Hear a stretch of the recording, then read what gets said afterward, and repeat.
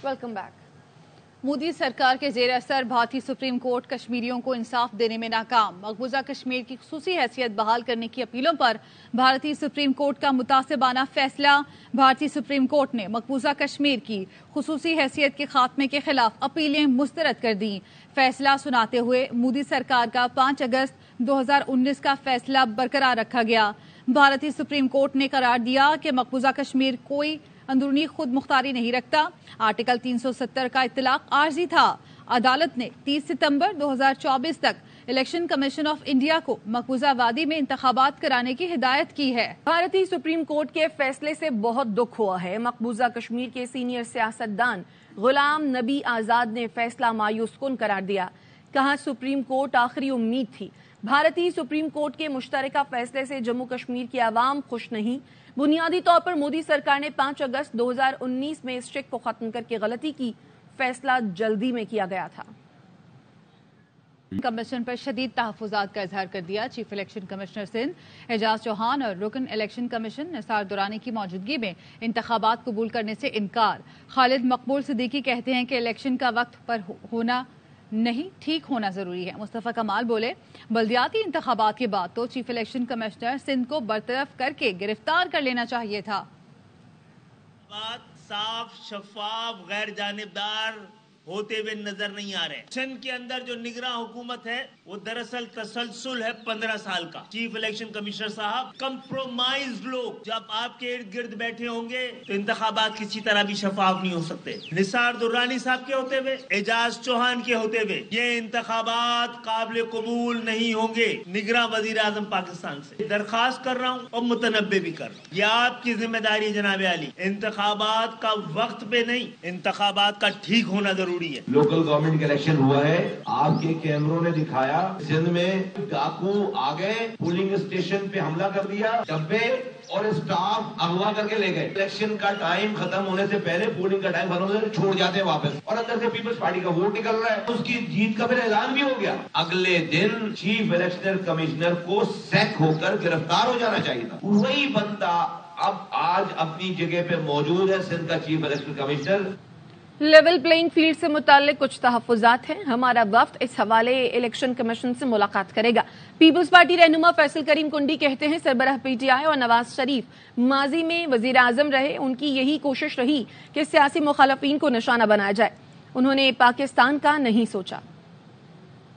चाहे वो इमरान खान साहब थे, चाहे नवाज शरीफ साहब माजी में रहे, इनकी हमेशा ये रही है कि पॉलिटिकल विक्टिमाइजेशन करें, अपने जो सियासी मुखालफीन पे पर्चे काटे हैं, जिस तरह पंजाब की पॉलिटिक्स होती है, और इस चीज़ में लगे रहते हैं और पाकिस्तान के अवाम के मुतालिक नहीं सोचते।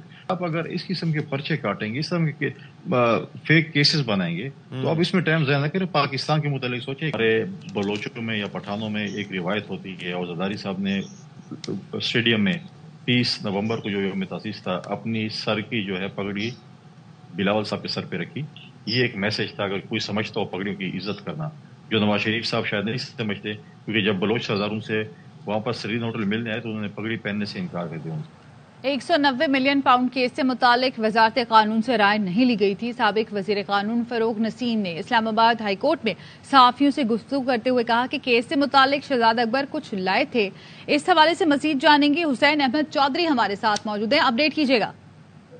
जी देखिए, इस्लामाबाद हाई कोर्ट में आज 190 मिलियन पाउंड स्कैंडल केस में से मुतालिक फरूक नसीम जो है वो एक और केस में आए हुए थे, लेकिन साथियों ने जब उनसे सवालात किए तो उनका कहना था कि 190 मिलियन पाउंड केस से मुतालिक वजारत कानून से कोई राय नहीं दी गई थी। अमूमन जब भी कोई केस होता है तो वजारत कानून से राय ली जाती है। फरूक नसीम का कहना था कि केस से मुतालिक शहजाद अकबर कुछ लाए थे, लेकिन हमें इससे मुतालिक अभी याद नहीं है, क्योंकि जो काबीना का एजेंडा होता था वो 50-50 उसमें शामिल होती थी चीजें, लेकिन अभी याद नहीं है कि उससे मुतालिक क्या हुआ है। उनका कहना था कि मैंने खालिद मकबूल सिद्दीकी से भी पूछा, उन्होंने भी बताया कि मुझे याद नहीं है। जो भी होता है तहरीरी शक्ल में होता है, जुबानी कुछ भी नहीं होता।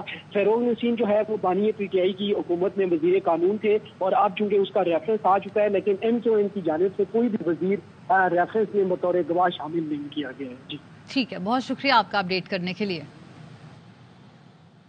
لاہور ہائی کورٹ میں توہین الیکشن کمیشن کیس میں سربراہ پی ٹی آئی کے جیل ٹرائل کے خلاف درخواست پر سماعت۔ عدالت نے درخواست فل بینچ کے لیے chief justice Lahore high court کو بھجوا دی۔ عدالت نے کہا درخواست میں اہم اور قانونی نکات اٹھائے گئے ہیں جن کی تشریح ضروری ہے۔ عدالت نے درخواست گزار کے وکلاء کو تمام آرڈرز دستاویزات منسلک کرنے کی ہدایت کرتے ہوئے کہا دستاویزات اور آرڈرز کو دیکھ کر فیصلہ کریں گے۔ درخواست میں موقف اختیار کیا گیا ہے۔ الیکشن کمیشن نے کیس کا ٹرائل اڈیالہ جیل میں کرنے کا فیصلہ کیا۔ الیکشن کمیشن 13 دسمبر کو اڈیالہ جیل میں فرد جرم عائد کرے گا۔ جیل میں خفیہ کارروائی سے اس کی شفافیت متاثر ہوگی۔ جیل ٹرائل ملزم کی بنیادی حقوق کی خلاف ورزی ہے۔ لاہور ہائی کورٹ میں بشرا بی بی کے خلاف مقدمات کی تفصیل کی فراہمی کی درخواست پر سماعت۔ نیب، اینٹی کرپشن، ایف آئی اے اور پولیس نے رپورٹ عدالت میں جمع کرا دی۔ نیب نے اپنے جواب میں کہا بشرا بی بی کے خلاف القادر اور توشہ خانہ کیس ہے۔ محکمہ اینٹی کرپشن نے کہا بشرا بی بی کے خلاف ایک انکوائری چل رہی ہے۔ پولیس نے کہا بشرا بی بی کے خلاف کوئی ایف آئی آر درج نہیں ہے۔ عدالت نے سماعت غیر معینہ مدت کے لیے ملتوی کرتے ہوئے آئندہ سماعت پر بشرا بی بی کے وکیل کو دلائل کے لیے طلب کر لیا۔ واپس آئیں گے اس بریک کے بعد، ہمارے ساتھ رہیے۔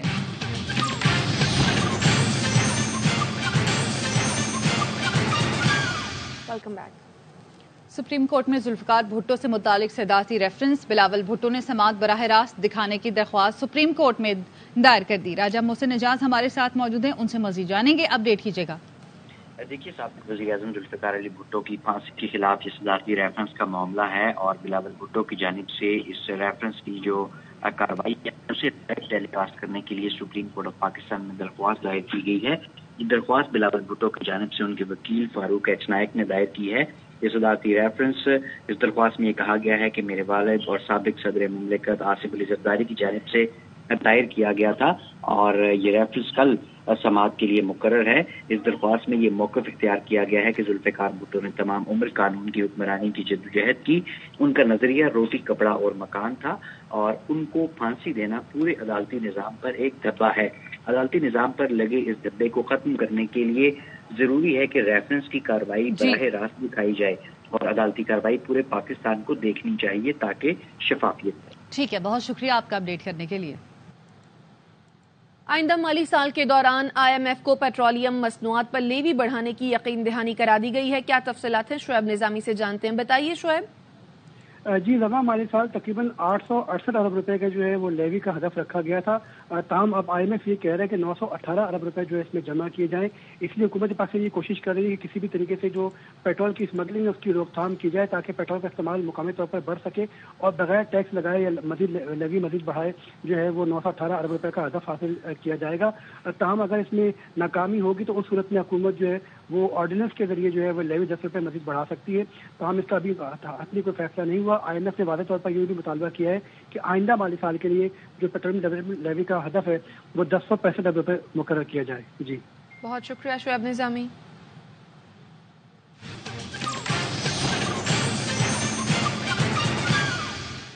نگراں وزیر داخلہ سرفراز بگٹی اسلام آباد میں تقریب سے خطاب کر رہے ہیں۔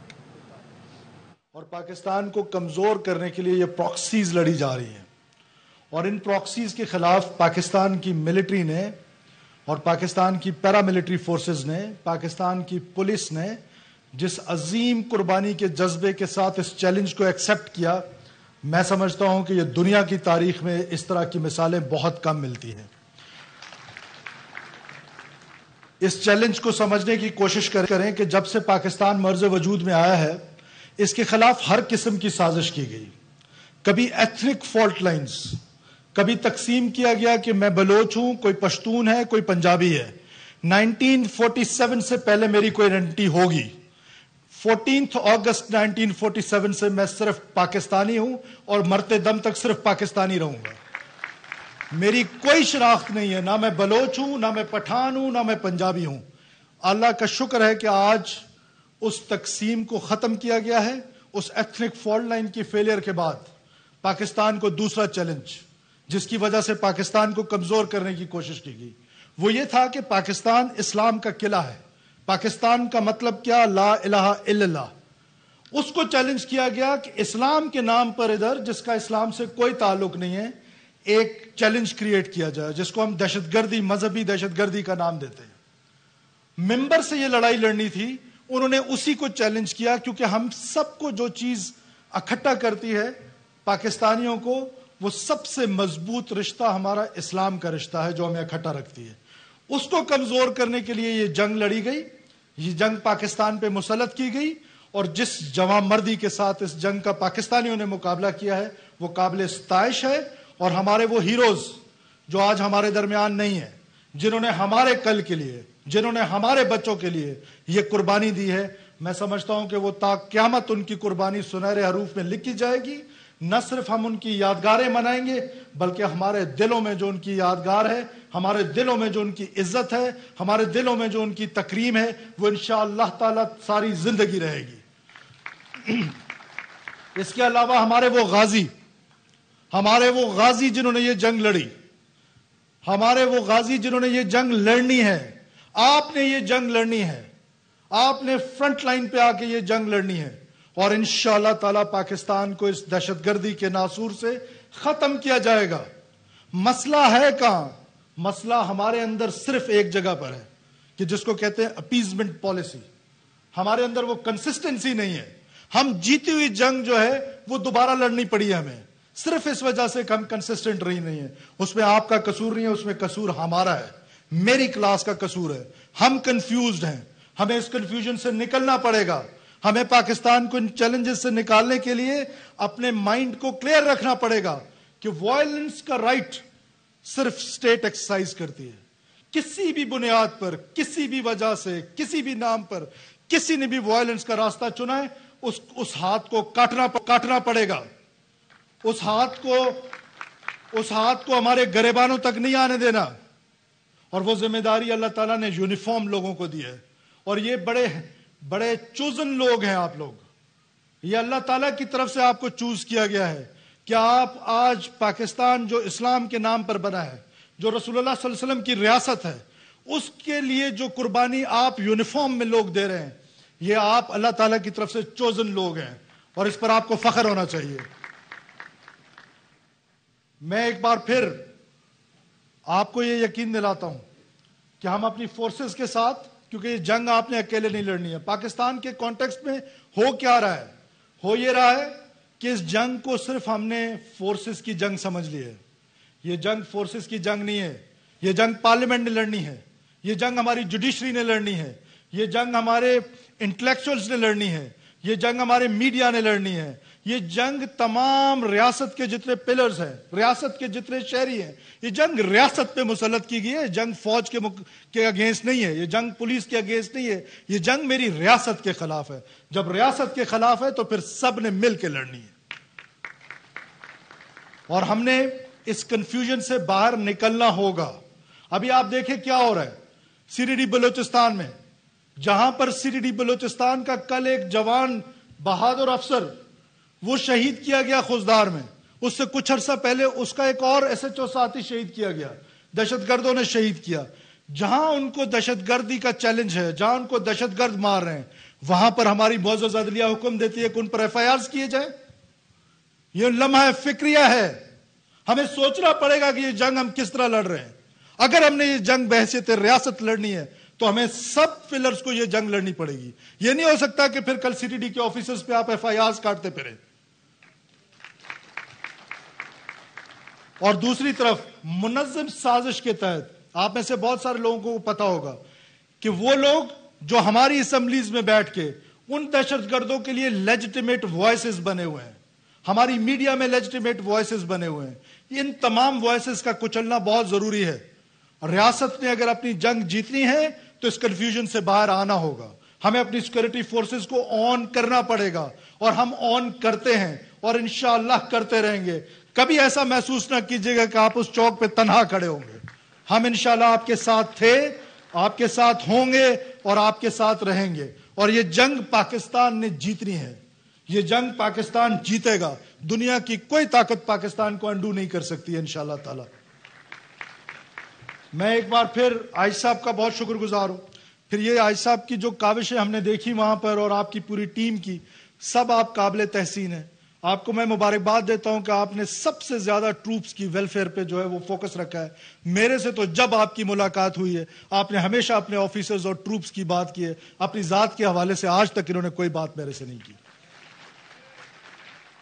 اور جس طریقے سے یہ کمیونٹی ہال بنایا گیا ہے, یہاں آپ کے بچوں کی بچیوں کی شادیاں ہوں گی, یہاں آپ کے فنکشنز ہوں گے, آپ کو کوئی کسی اور کے پاس نہیں جانا پڑے گا, آپ کو مہنگے مہنگے کرائے دینے نہیں پڑیں گے. یہ وہ ویلفیئر کے سٹیپس ہیں جن کی ضرورت ہے. اور انشاءاللہ تعالی حکومت, موجودہ حکومت 2 کے لمیٹڈ ٹائم ہے, بڑا لمیٹڈ مینڈیٹ ہے, آنے والی حکومت اس کو کنٹینیو کرے گی, کیونکہ ہم نے اپنے سیکورٹی فورسز کو, ہم نے اپنے اداروں کو مضبوط کرنا ہے. ادارے مضبوط کب ہوتے ہیں؟ جب ادارے ڈی پولیٹیسائز ہوتے ہیں, جب ادارے اپنا کام کرتے ہیں. اور انشاءاللہ تعالی وہ دن دور نہیں ہے کب ریئلائزیشن آ رہی ہے.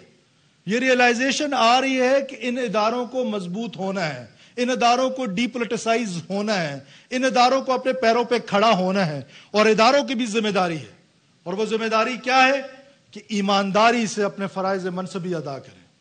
ایمانداری, کریکٹر. دنیا میں سب سے امپورٹنٹ چیز کردار ہے. کردار ہی تھی کہ جس سے صرف چند لوگوں نے ودن 30 ایئرز پوری دنیا پہ قبضہ کر لیا, آدھی دنیا پہ قبضہ کر لیا. کردار کیا تھا کہ پہاڑ کے پیچھے اگر کوئی کہے لشکر آ رہا ہے تو سب لوگ مان لیں گے, صادق اور امین. یہ وہ کردار ہے جس فٹ سٹیپس کی ہم نے پیروی کر رہی ہے. اگر ہم نے اپنا کردار مضبوط کر لیا, حضور نہ کوئی وہ جرنلسٹ چھاپے گا, نہ کوئی ادارہ سروے کرے گا, نہ کوئی اور کسی کی جرت ہوگی کہ وہ ہمارے بارے میں برا بلا کہے گا, نہ ہم کہنے دیں گے. بنیادی طور ہے ہمارے یہ کانسٹیبلز, ہمارے یہ آفیسرز, آپ نے اپنا کردار بلند کرنا ہے. اور کردار بلند ہوگا ہی تب کہ جب آپ کی خواہشات کم ہوں گی. اور خواہشات کم کرنی ہے آپ نے, اپنے ریسورسز میں رہتے ہوئے اپنی زندگی گزارنی ہے. جس دن یہ ریسورسز سے باہر نکل کے اپنی خواہشات پیدا ہوں گی تو آپ کرپشن جیسی لعنت کا شکار ہوں گے. مجھے کہہ لینے دیجئے, میں کسی ایک ادارے کی بات نہیں کر رہا ہوں. آج مجھے لوگ کہتے ہیں کہ پاکستان کا سب سے بڑا پرابلم کیا ہے. پاکستان کا سب سے بڑا چیلنج نہ ٹیررزم ہے, نہ پاکستان کا چیلنج کچھ اور ہے. پاکستان کا چیلنج صرف ایک ہے, اور وہ ہے ہماری سوسائٹی کی کرپشن. ہم بحیثیت سوسائٹی ایوری ون آف اس, ہم کرپٹ پریکٹسز میں شامل ہو گئے. دنیا کی عظیم قوم بننا ہے تو ہم سب نے اپنے اندر ایک کردار کی تبدیلی لانی ہے, اور مضبوط کردار کرنا ہے. وہ کردار کیا ہے؟ وہ فائنانشل کردار ہے, وہ مورل کردار ہے, وہ آپ کا کنڈکٹ ہے, conduct towards your family, towards your friends, towards state. یہ ساری ہماری جب کردار کی بلندی ہوگی تو دنیا کی کوئی طاقت ہم سے آگے نہیں نکل سکتی ہے. اور وہ مزید خبروں اور اپڈیٹس کے لیے دیکھتے رہیے ARY نیوز.